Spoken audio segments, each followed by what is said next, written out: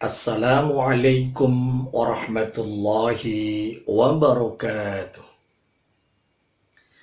Mari kita awali kajian kita dengan membaca basmalah. Bismillahirrahmanirrahim. Alhamdulillahi ala ni'amillah. Wassalatu wassalamu ala rasulillah wa ala alihi wa sahbihi wa mawala amma ba'd. Kajian kita kali ini surat At-Tahrim ayat 6. Semoga dengan kajian kita Allah Subhanahu wa Ta'ala sampaikan umur kita ketemu bulan Ramadan. Semoga Allah berikan kekuatan kepada kita untuk mampu menunaikan ibadah di bulan Ramadan dengan sempurna. Siamnya, sholat wajibnya, sholat sunnahnya, tadarus Al-Qur'annya, dan berbagai ibadah yang lain. Karena di situ Allah akan mengampuni dosa-dosa kita yang telah lalu. Dan semoga kita menjadi manusia-manusia seperti bayi yang baru dilahirkan dari rahim ibu kita. Amin ya rabbal alamin. Mari kita mulai surat At-Tahrim, surat 66 ayat 6. A'udzu billahi minasy syaithanir rajim. Ya ayyuhalladzina amanu qu anfusakum wa ahlikum nara.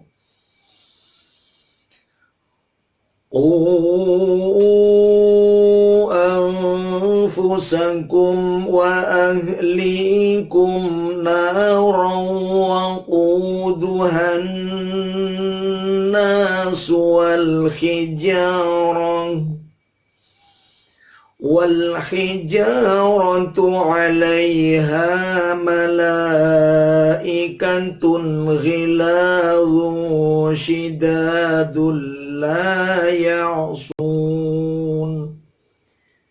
لا يعصون الله ما أمرهم ويفعلون لا يعصون الله ما أمرهم ويفعلون ما يؤمرون.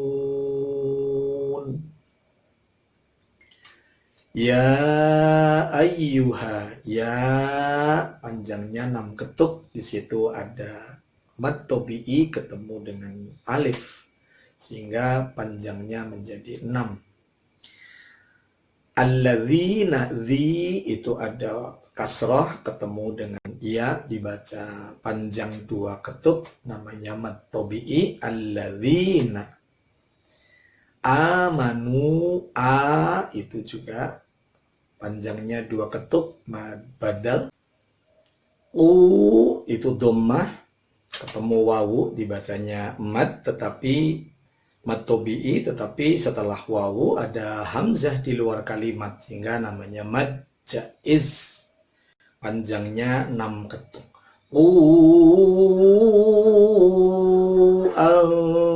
Ada nun mati, fusakum nun ketemu fa, namanya ikhfa ma'al gunnah. Fusakum ada mim mati ketemu wawu, namanya idhar syafawi.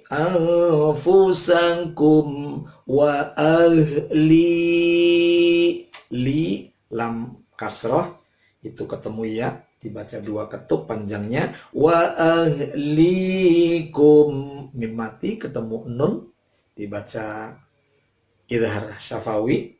Naro, na mad tabi'i, ro tapi tanwin di situ ketemu dengan wawu, namanya idgham ma'al gunnah, idgham bi gunnah. Wa ahlikum naro waqu, mad tabi'i 2 ketuk. Tuhan ada al-syamsiyah, di situ ada nun bertasydid. Waquduha, karena nunnya darat sidnya ada al syamsiyah langsung ke nun menjadi waquduhan matobi dua ketuk, wal khijaja dua ketuk, wal khijaratu alaiha ha dua ketuk, mala ada ketemu hamzah panjangnya menjadi 6 ketuk, malaikah, mala 6 ketuk, ikatun ada tanwin ketemu ghin izhar halqi, ghilazun tanwin ketemu shin ikhfa, ghilazun shidadulla tanwin ketemu lam namanya idgham bila gunnah, shidadulla fathah ketemu alif, la dua ketuk, ya suna su dhammah ketemu wawu, itu baca mad tabi'i, la ya'sunallah, la itu dua ketuk, ma ada mad tapi ketemu hamzah di luar kalimat, mad jaiz dipanjangkan 5 sampai 6 ketuk, ma amarahum, nah ada mim mati ketemu wawu dibaca idhar syafawi, amarahum wa yaf'alu dhammah ketemu wawu, lu wa yaf'aluna ma tabii lagi, yu'marun mad arid lis-sukun, run dhammah ketemu wawu, di situ ada nun hidup tetapi karena waqaf menjadi mati namanya mad arid lis-sukun. Ikhwatul iman rahimakumullah, kita bersyukur Allah mengingatkan kepada kita tentang tanggung jawab seorang ayah. Ya ayyuhalladzina amanu, hai orang-orang yang beriman, ku anfusakum wa ahlikum nar, ku jagalah kalian semua, anfusakum diri kalian, jagalah oleh kalian anfusakum diri kalian, wa ahlikum dan keluarga kalian nar dari api neraka. Ikhwatul iman rahimakumullah, sebagai seorang ayah punya tanggung jawab yang besar. Dan sebagai seorang anak punya kewajiban untuk berbakti kepada orang tua. Dan orang tua itu satu di antaranya adalah ayah. Mengapa? Yang pertama karena ayah adalah orang yang memiliki kewajiban bukan hanya menjaga dirinya, tetapi juga menjaga keluarganya, khususnya dari api neraka.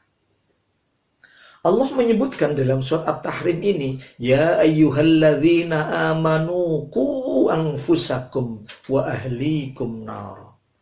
Dirinya dijaga, keluarganya dijaga. Siapa keluarga? Istrinya, anak-anaknya. Dijaga dengan sebaik-baiknya supaya kelak tidak masuk neraka. Karena nanti pertama-tama ada penuntutan di hari kiamat. Awwalu ma yata'allaqu bihi yaumal qiyamah. Pertama-tama ada penuntutan nanti di hari kiamat adalah penuntutan istri dan seorang anak kepada ayahnya.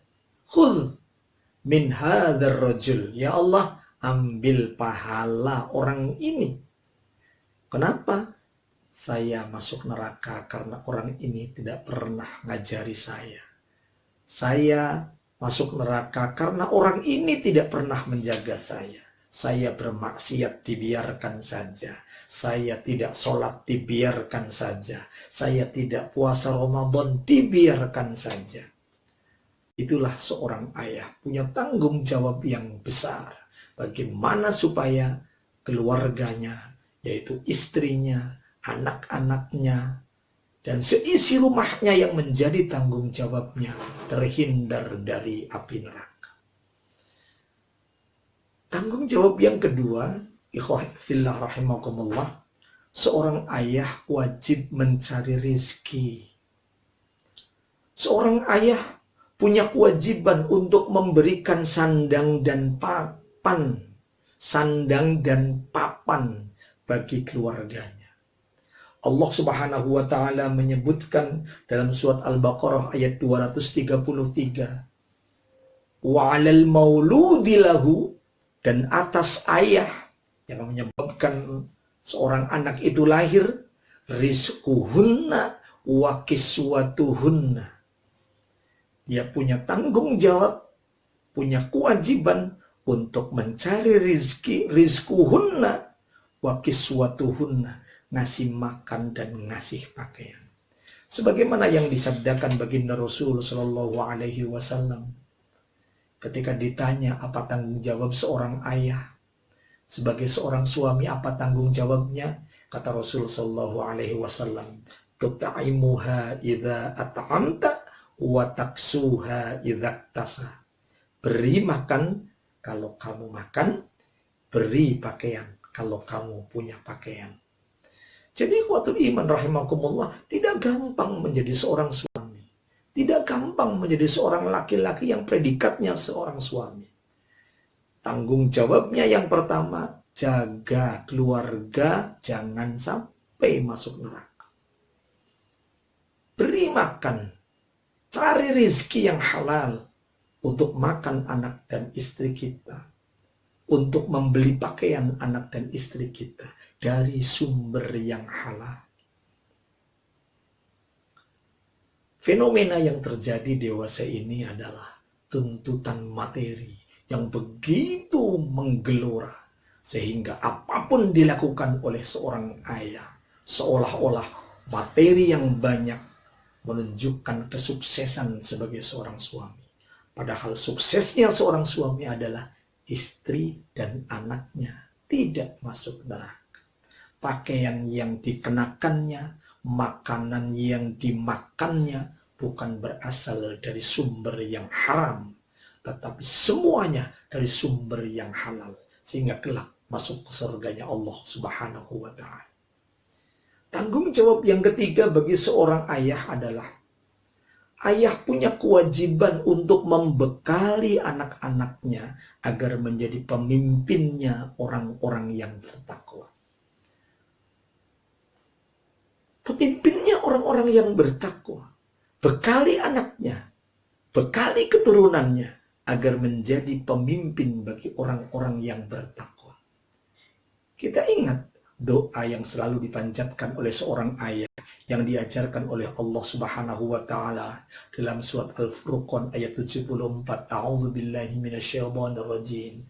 Walladzina yaquluna rabbana hab lana min azwajina wa dzurriyyatina qurrata a'yun waj'alna lil muttaqina imama. Waj'alna, dan jadikanlah kami lil muttaqina imama, imam bagi orang-orang yang bertakwa. Hablana min azwajina wa dzurriyyatina, istri dan anak-anak. Jadi punya kewajiban bagaimana membekali anaknya untuk menjadi pemimpin bagi orang-orang yang bertakwa. Maka dalam membekali anak-anaknya, cara yang Qur'ani, cara yang Islami ditata sedemikian rupa sejak proses pernikahannya. Istrinya hamil, bagaimana mendidik putra atau putrinya di dalam kandungan sampai kemudian lahirnya, kemudian diasuhnya di dalam ayunan ibu, kemudian disekolahkan, dikemanakan, dipesantrenkan, dididik dengan ilmu pengetahuan. Jangan lupa calon pemimpin orang-orang yang bertakwa. Yang keempat, hadirin ikhwafillah rahimakumullah, seorang ayah memiliki kewajiban untuk bergaul dengan anak-anaknya, dengan istrinya, dengan keluarganya. Bergaul dengan cara yang ma'ruf. Lihat dalam surat Al-Baqarah ayat 233, kelanjutan yang tadi Al-Fakir sampaikan. Seorang ayah, seorang suami dengan istri wajib bermusyawarah ketika menentukan segala sesuatu. Fa in arada fisalan antaradin minhuma wa tasyawurin fala junaha alaihima. Ketika berkehendak untuk menyapihnya kurang dari 2 tahun, maka semuanya ridha, dua-duanya ridha, wa tasyawuri, dan bermusyawarah, fala junaha alaihima, maka tidak mengapa. Itu sebabnya betapa beratnya, betapa besarnya peran seorang ayah terhadap pendidikan anak, ketenangan rumah tangga, sehingga bukan saja sejahtera dunianya, tapi juga sejahtera akhiratnya. Bukan hanya suaminya berbahagia, tapi juga suami yang mampu membahagiakan keluarganya fid dunya wal akhirah. Mudah-mudahan ada manfaatnya. Billahi taufiq hidayah. Assalamualaikum warahmatullahi wabarakatuh.